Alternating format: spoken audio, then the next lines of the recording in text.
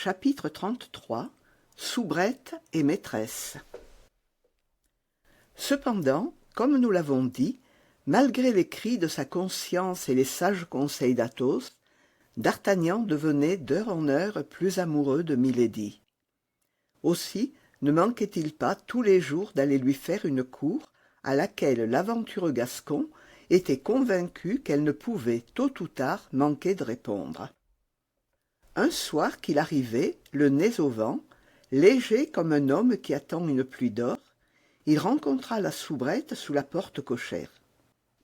Mais cette fois, la jolie Ketty ne se contenta point de lui sourire en passant, elle lui prit doucement la main. « Bon, fit d'Artagnan, elle est chargée de quelques messages pour moi de la part de sa maîtresse. Elle va m'assigner quelques rendez-vous qu'on n'aura pas osé me donner de vive voix. » Et il regarda la belle enfant de l'air le plus vainqueur qu'il put prendre. « Je voudrais bien vous dire 2 mots, monsieur le chevalier, balbutia la soubrette. « Parle, mon enfant, parle, dit d'Artagnan. J'écoute. »« Ici, impossible. Ce que j'ai à vous dire est trop long et surtout trop secret. »« Eh bien, mais comment faire alors ?»« Si monsieur le chevalier voulait me suivre, dit timidement Ketty. « Où tu voudras, ma belle enfant. »« Alors, venez. » Et Ketty, qui n'avait point lâché la main de d'Artagnan, l'entraîna par un petit escalier sombre et tournant, et, après lui avoir fait monter une quinzaine de marches, ouvrit une porte. « Entrez, monsieur le chevalier, dit-elle, ici nous serons seuls et nous pourrons causer. »« Et quelle est donc cette chambre, ma belle enfant ?» demanda d'Artagnan. « C'est la mienne, monsieur le chevalier. Elle communique avec celle de ma maîtresse par cette porte. Mais soyez tranquille, elle ne pourra entendre ce que nous dirons, jamais elle ne se couche qu'à minuit. » D'Artagnan jeta un coup d'œil autour de lui. La petite chambre était charmante de goût et de propreté, mais, malgré lui, ses yeux se fixèrent sur cette porte que Ketty lui avait dit conduire à la chambre de Milady. Ketty devina ce qui se passait dans l'âme du jeune homme et poussa un soupir. « Vous aimez donc bien ma maîtresse, monsieur le chevalier ?» dit-elle. « Oh, plus que je ne puis dire, j'en suis fou. » Ketty poussa un second soupir. « Hélas, monsieur, dit-elle, c'est bien dommage. »« Et que diable vois-tu donc là de si fâcheux ?» demanda d'Artagnan. « C'est que, monsieur, reprit Ketty, ma maîtresse ne vous aime pas du tout. »« Hein ?» fit d'Artagnan. « T'aurait-elle chargé de me le dire ?»« Oh non, pas, monsieur, mais c'est moi qui, par intérêt pour vous, ai pris la résolution de vous en prévenir. »« Merci, ma bonne Ketty, mais de l'intention seulement, car la confidence, tu en conviendras, n'est point agréable. »« C'est-à-dire que vous ne croyez point à ce que je vous ai dit, n'est-ce pas ? » On a toujours peine à croire de pareilles choses, ma belle enfant, ne fût-ce que par amour-propre. Donc, vous ne me croyez pas. J'avoue que jusqu'à ce que tu daignes me donner quelques preuves de ce que tu avances. Que dites-vous de celle-ci ? Et Ketty tira de sa poitrine un petit billet. « Pour moi ?» dit d'Artagnan en s'emparant vivement de la lettre. « Non, pour un autre. »« Pour un autre ?»« Oui. »« Son nom !» s'écria d'Artagnan. « Voyez l'adresse. Monsieur le comte de Wardes. » Le souvenir de la scène de Saint-Germain se présenta aussitôt à l'esprit du présomptueux Gascon. Par un mouvement rapide comme la pensée, il déchira l'enveloppe, malgré le cri que poussa Ketty en voyant ce qu'il allait faire, ou plutôt ce qu'il faisait. « Oh mon Dieu, monsieur le chevalier, dit-elle, que faites-vous ?»« Moi, rien, dit d'Artagnan, et il lut.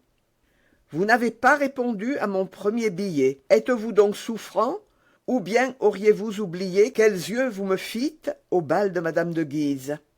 Voici l'occasion, comte, Ne la laissez pas échapper. D'Artagnan pâlit. Il était blessé dans son amour-propre, il se crut blessé dans son amour. « Pauvre cher monsieur d'Artagnan, dit Ketty d'une voix pleine de compassion et en serrant de nouveau la main du jeune homme. « Tu me plains, bonne petite, dit D'Artagnan. « Oh oui, de tout mon cœur, car je sais ce que c'est que l'amour, moi. »« Tu sais ce que c'est que l'amour » dit D'Artagnan, la regardant pour la première fois avec une certaine attention. « Hélas, oui. »« Eh bien, au lieu de me plaindre, alors, tu ferais bien mieux de m'aider à me venger de ta maîtresse. »« Et quelle sorte de vengeance voudriez-vous en tirer ?»« Je voudrais triompher d'elle, supplanter mon rival. »« Je ne vous aiderai jamais à cela, monsieur le chevalier, » dit vivement Ketty. « Et pourquoi cela ?» demanda D'Artagnan. « Pour 2 raisons. »« Lesquelles ?» ?»« La première, c'est que jamais ma maîtresse ne vous a aimé. »« Qu'en sais-tu ?»« Vous l'avez blessée au cœur. »« Moi ? En quoi puis-je l'avoir blessée, moi qui, depuis que je la connais, vis à ses pieds comme un esclave ? Parle, je t'en prie. »« Je n'avouerai jamais cela qu'à l'homme qui lirait jusqu'au fond de mon âme. » D'Artagnan regarda Ketty pour la seconde fois. La jeune fille était d'une fraîcheur et d'une beauté que bien des duchesses eussent achetées de leur couronne. « Ketty, dit-il, je lirai jusqu'au fond de ton âme quand tu voudras. Qu'à cela ne tienne, ma chère enfant. » Et il lui donna un baiser, sous lequel la pauvre enfant devint rouge comme une cerise. « Oh non, s'écria Ketty, vous ne m'aimez pas. C'est ma maîtresse que vous aimez.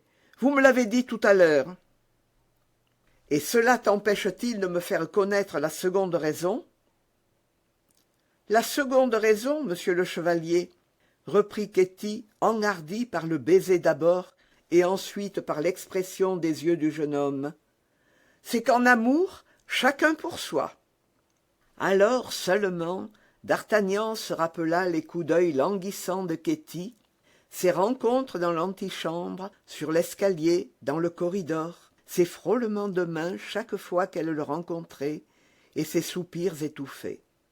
Mais, absorbé par le désir de plaire à la grande dame, il avait dédaigné la soubrette.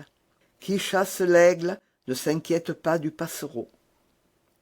Mais, cette fois, notre Gascon vit d'un seul coup d'œil tout le parti qu'on pouvait tirer de cet amour que Ketty venait d'avouer d'une façon si naïve ou si effrontée. Interception des lettres adressées au comte de Wardes, intelligence dans la place, entrée à toute heure dans la chambre de Ketty, contiguë à celle de sa maîtresse. Le perfide, comme on le voit, sacrifiait déjà en idée la pauvre fille pour obtenir milady de gré ou de force. « Eh bien, dit-il à la jeune fille, veux-tu, ma chère Ketty, que je te donne une preuve de cet amour dont tu doutes ?»« De quel amour ?» demanda la jeune fille. « De celui que je suis tout prêt à ressentir pour toi. »« Et quelle est cette preuve ? Veux-tu que ce soir, je passe avec toi le temps que je passe ordinairement avec ta maîtresse ?»« Oh oui, dit Ketty en battant des mains, bien volontiers. »« Eh bien, ma chère enfant, dit D'Artagnan en s'établissant dans un fauteuil, viens ça, que je te dise que tu es la plus jolie soubrette que j'aie jamais vue. » Et il lui dit tant et si bien que la pauvre enfant, qui ne demandait pas mieux que de le croire, le crut. Cependant, au grand étonnement de D'Artagnan, la jolie Ketty se défendait avec une certaine résolution. Le temps passe vite lorsqu'il se passe en attaque et en défense. Minuit sonna, et l'on entendit presque en même temps retentir la sonnette dans la chambre de milady. « Grand Dieu !» s'écria Ketty, « voici ma maîtresse qui m'appelle. Partez, partez vite !» D'Artagnan se leva, prit son chapeau comme s'il avait l'intention d'obéir. Puis, ouvrant vivement la porte d'une grande armoire, au lieu d'ouvrir celle de l'escalier, il se blottit dedans, au milieu des robes et des peignoirs de milady. « Que faites-vous donc » s'écria Ketty. D'Artagnan, qui d'avance avait pris la clef, s'enferma dans son armoire sans répondre. « Eh bien » cria milady d'une voix aigre, « dormez-vous donc, que vous ne venez pas quand je sonne ?» Et d'Artagnan entendit qu'on ouvrit violemment la porte de communication. « Me voici, milady, me voici !» s'écria Ketty en s'élançant à la rencontre de sa maîtresse. Toutes deux rentrèrent dans la chambre à coucher, et comme la porte de communication resta ouverte, d'Artagnan put entendre quelque temps encore milady gronder sa suivante, puis enfin elle s'apaisa, et la conversation tomba sur lui, tandis que Ketty accommodait sa maîtresse. « Eh bien, dit milady, je n'ai pas vu notre Gascon ce soir. »« Comment, madame, dit Ketty, il n'est pas venu? Serait-il volage avant d'être heureux? »« Oh non, il faut qu'il ait été empêché par monsieur de Tréville ou par monsieur des Essarts. Je m'y connais, Ketty, et je le tiens, celui-là. »« Qu'en fera madame? »« Ce que j'en ferai? Sois tranquille, Ketty. Il y a entre cet homme et moi une chose qu'il ignore. Il a manqué me faire perdre mon crédit près de son éminence. Oh, je me vengerai. »« Je croyais que madame l'aimait. Moi, l'aimer, je le déteste.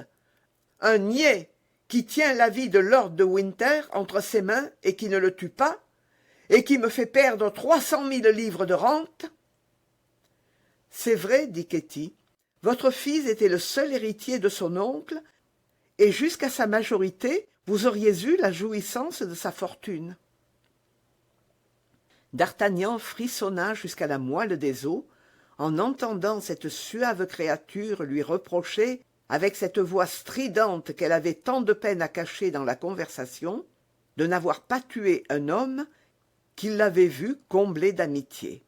« Aussi, continua Milady, je me serais déjà vengé sur lui-même si, je ne sais pourquoi, le cardinal ne m'avait recommandé de le ménager. »« Oh oui, mais madame n'a point ménagé cette petite femme qu'il aimait. »« Oh, la mercière de la rue des Fossoyeurs!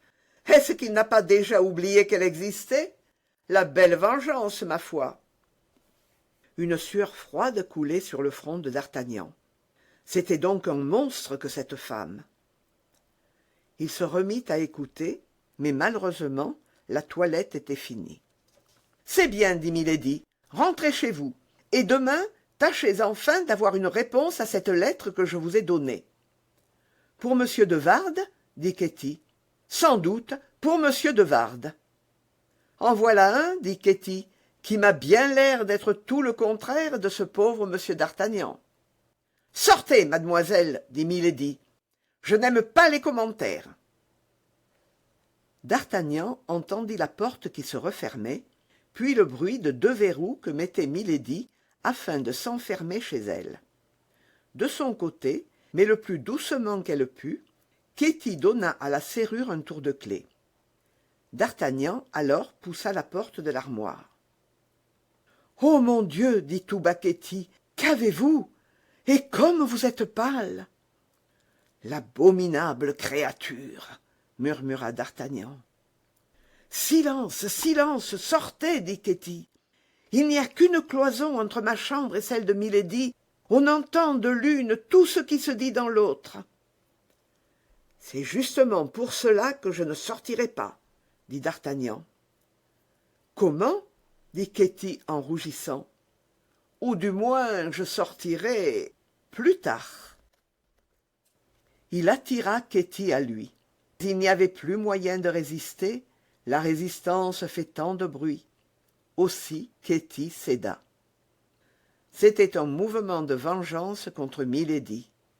D'Artagnan trouva qu'on avait raison de dire que la vengeance est le plaisir des dieux. Aussi, avec un peu de cœur, se serait-il contenté de cette nouvelle conquête. Mais d'Artagnan n'avait que de l'ambition et de l'orgueil. Cependant, il faut le dire à sa louange, le premier emploi qu'il avait fait de son influence sur Ketty avait été d'essayer de savoir d'elle ce qu'était devenue madame Bonacieux, mais la pauvre fille jura sur le crucifix à d'Artagnan qu'elle l'ignorait complètement, sa maîtresse ne laissant jamais pénétrer que la moitié de ses secrets. Seulement, elle croyait pouvoir répondre qu'elle n'était pas morte. Quant à la cause qui avait manqué faire perdre à Milady son crédit près du cardinal, Ketty n'en savait pas davantage. Mais cette fois, d'Artagnan était plus avancé qu'elle. Comme il avait aperçu Milady sur un bâtiment consigné, au moment où lui-même quittait l'Angleterre, il se douta qu'il était question cette fois des ferrets de diamants. Mais ce qu'il y avait de plus clair dans tout cela, c'est que la haine véritable, la haine profonde, la haine invétérée de Milady lui venait de ce qu'il n'avait pas tué son beau-frère. D'Artagnan retourna le lendemain chez Milady. Elle était de fort méchante humeur. D'Artagnan se douta que c'était le défaut de réponse de M. de Wardes qui l'agaçait ainsi. Ketty entra, mais Milady la reçut fort durement. Un coup d'œil qu'elle lança à d'Artagnan voulait dire « Vous voyez ce que je souffre pour vous ?»